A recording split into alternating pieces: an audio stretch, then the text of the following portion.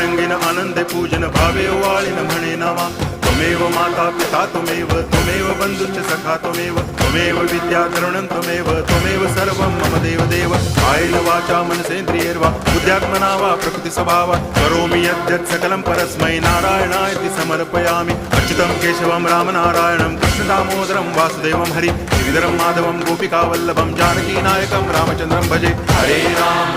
Ram